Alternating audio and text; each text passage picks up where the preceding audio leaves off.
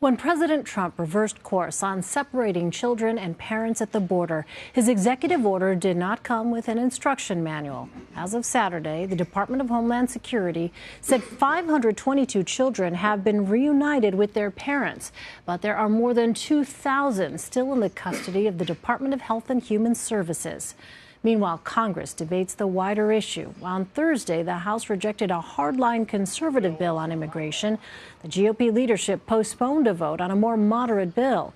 Senator Bob Corker is a frequent critic of the president. He spoke about the debate Sunday on Face the Nation.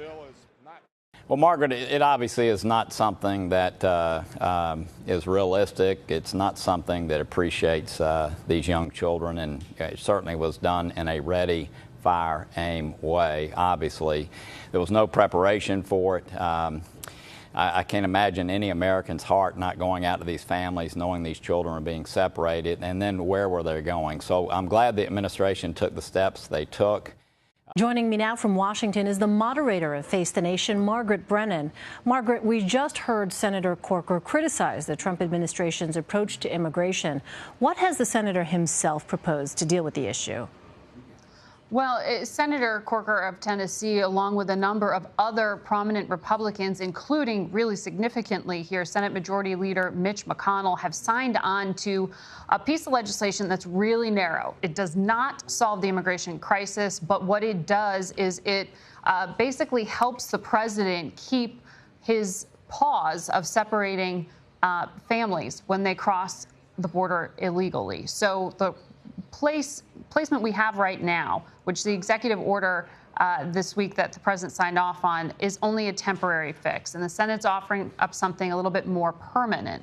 The challenge here, though, is that it would essentially keep the zero tolerance policy the president has. That means prosecuting people who cross the border illegally as criminals rather than in civil proceedings, which could mean keeping families behind bars for an indefinite period of time.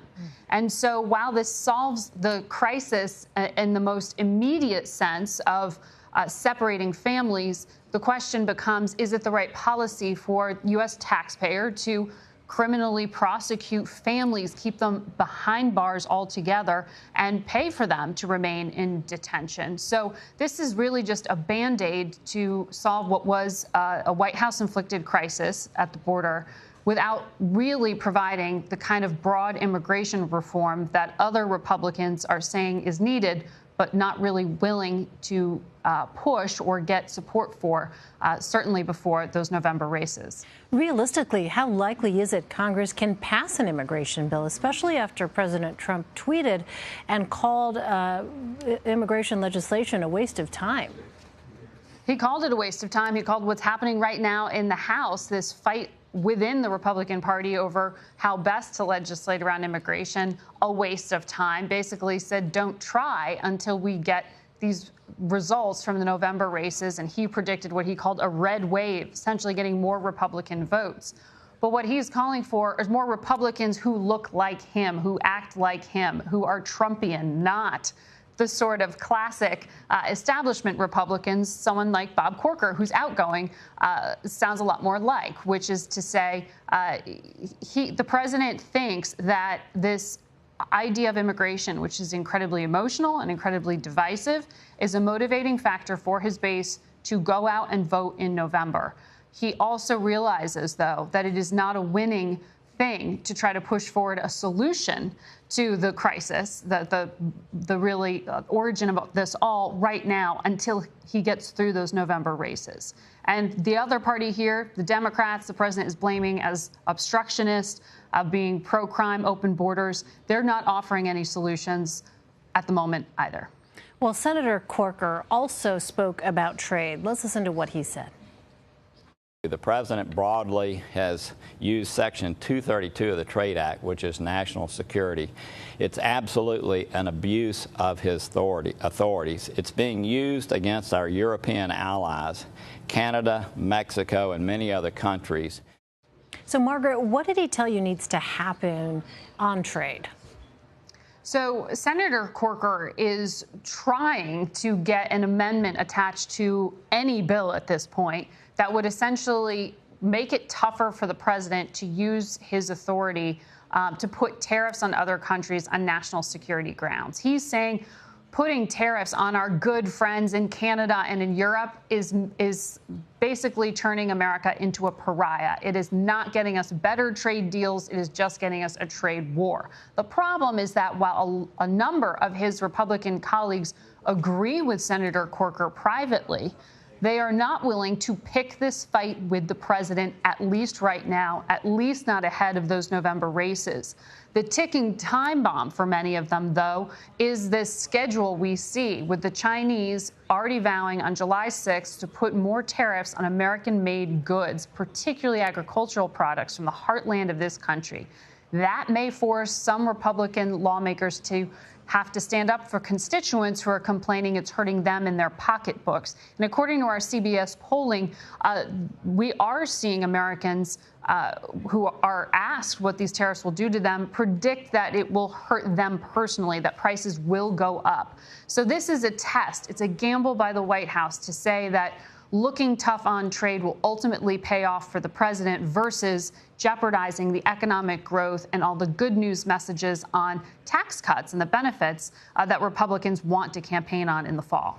Well, Senator Corker, as we know, is not running for re-election, which frees him up to criticize more freely. Are the muted responses, some would say silence, that we've seen from other Republicans an indication of the president's political capital, or is that more a reflection of the Republicans themselves under the Trump administration? Well, I think it's a little bit of both. What Senator Corker did is call them out. He said, basically, because you're blocking me from doing something that I know you support me on in principle, but are not willing to have this fight in public, that all of you are part of a cult, that you're too afraid of the president. Poking the bear was what he said a few weeks ago.